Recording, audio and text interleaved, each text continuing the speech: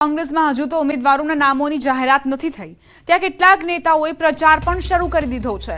ખાસ વાત એ છે કે સ્વયંભૂ મૂર્તિયાઓએ જાહેર મંચથી તળપદી ભાષામાં દાવા પણ કરી રહ્યા છે કે આપણે ફોર્મ ભરવાનું છે, ઢીલું પોચું ફોર્મ નહીં। આવો સાંભળીએ ગેનીબેનનો દાવો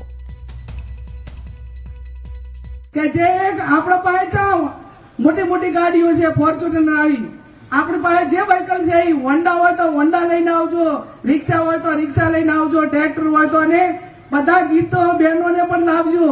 ઢોલ નગારા હાથે ફોર્મ ભરવાનું છે, ઢીલું પોચું નથી ભરવાનું। આ તમારું મામેરું ભરવા માટેનો આ પહેલું જ છે ને કડા ધડાનું છે। કદાચ મહાવિધાનસભાના મતદારો એમ કે બેન અમે 2 વાર ભર્યું છે અને તમારા બાકીના સમગ્ર જિલ્લાને તો પહેલી વાર જ ભરવાનું છે। સામેના ઉમેદવારી આપણા મહેમાન છે, એમનો મત વિસ્તાર એમનું વતન તો વડગામ છે અને વડગામ એ આપણા બનાસકાંઠા અને પાટણ જિલ્લાની અંદર આવે છે। એટલે મામેરાની સાચી હકદાર બનાસકાંઠા જિલ્લા પાસે 18 આલમ પાસે હું પોતે છું કે એક દિવસ ફોર્મ ભરવા આવો તે દિવસે કડા ધડે આવો અને એક દિવસ જયારે મતદાન કરવાનું હોય અને મતદાન આપણું 80 થી 90% થાય, આ 2 દિવસ તમે મારા રૂડા પ્રસંગ સાચવજો। આપને જણાવી દઈએ કે ભાજપે બનાસકાંઠા બેઠક પર રેખાબેન ચૌધરીના નામની જાહેરાત કરી દીધી છે અને કોંગ્રેસ તરફથી હજુ નામની જાહેરાત નથી થઈ।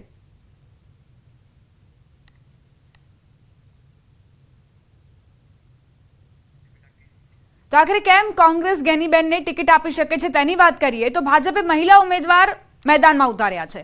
ઠાકોર અને ચૌધરી મતોનું બેલેન્સ કરવા બનાસકાંઠામાં ચૌધરી ઠાકોર મતદારોનો દબદબો છે।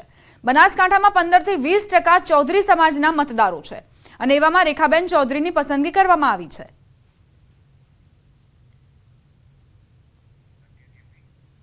ગેનીબેનના આયાતી ઉમેદવારના નિવેદન પર પલટવાર કરવામાં આવ્યો। ગેનીબેનના નિવેદન પર ભાજપના પ્રહાર।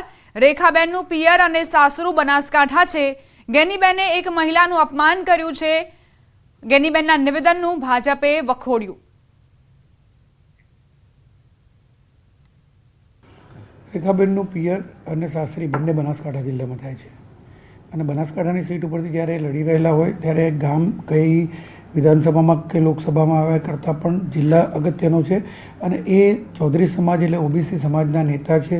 ઓબીસી સમાજની અંદર એક મહિલાને જ્યારે ટિકિટ મળતી હોય અને એક મહિલા ચૂંટણી લડતી હોય ત્યારે મહિલાનું અપમાન કરવું એ મને યોગ્ય લાગતું નથી। ગેનીબેન માનનીય ધારાસભ્ય છે અને ગેનીબેન પોતે પણ ઓબીસી સમાજમાંથી આવે છે, તો ગેનીબેન પોતે પોતાના સમાજની જ એક બેન દીકરીનું આ રીતે અપમાન કરી રહ્યા છે એ મને યોગ્ય લાગ્યું નથી અને ભારતીય જનતા પાર્ટી ગેનીબેનના આ વખતે બનાસકાંઠામાં કોંગ્રેસ ઉમેદવાર તો જાહેર નથી કર્યા, પરંતુ વાવના ધારાસભ્ય ગેનીબેન ઠાકોરે દાવો કરી દીધો કે તેઓને લીલી ઝંડી મળી ગઈ છે।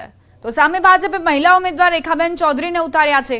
જો ગેનીબેનને કોંગ્રેસની ટિકિટ મળે છે તો આ બેઠક પર શું ગણિત રહેશે? આખરે કોને કેવો પડકાર રહેશે? રાજકીય નિષ્ણાંત પ્રશાંત ગઢવીનો મત સાંભળીએ।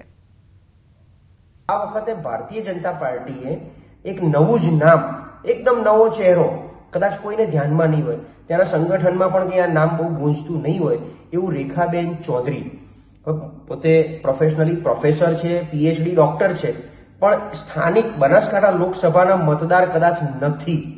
આવી પરિસ્થિતિમાં ગેનીબેનને એનો મોટો લાભ એ લઈ જાય, ખાટી જાય અને કેમ્પેનિંગમાં કામ લાગે એવું એક તત્વ છે। 26 લોકસભામાં જો ડોક્યું કરો તો કોંગ્રેસ કંઈક સારી ટક્કર આપી શકે એવી એકમાત્ર સીટ અમને જો દેખાતી હોય તો બનાસકાંઠા છે, કારણ કે ખાસ કરીને ગેનીબેન વત્તા જે વિધાનસભાનું પ્રભુત્વ એટલે કોંગ્રેસ ત્યાં મજબૂત છે, ગેનીબેન ડબલ મજબૂત છે। આવી પરિસ્થિતિમાં આ જે નવું ફેક્ટર આવ્યું છે કે રેખાબેન ચૌધરી સ્થાનિક નેતા નથી અને ગેનીબેને કીધું મામેરું ભરવાનું છે, તો ફાઇટ 100% આપે, પણ છેલ્લે તો ભારતીય જનતા પાર્ટી એટલી મજબૂતાઈથી લડતું હોય છે, ગેનીબેનની ફાઇટ સામે ટકી શકશે કે કેમ એ બહુ મોટો ક્વેશ્ચન માર્ક છે અને સામે ગેનીબેન પણ ભાજપની મજબૂતાઈની સામે કેવી રીતે ટકી શકશે। પણ મને એવું લાગે છે રસાકસી 26 સીટમાં જો હશે તો કંઈક બનાસકાંઠા ઉપર વધારે હશે।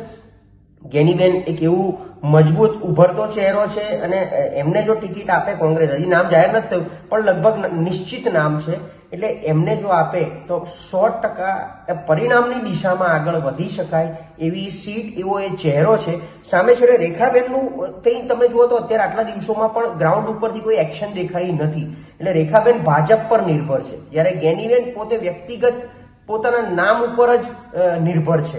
એટલે આ બેની ફાઇટ ક્યાં લઈ જાય છે આગળ સમય બતાવશે.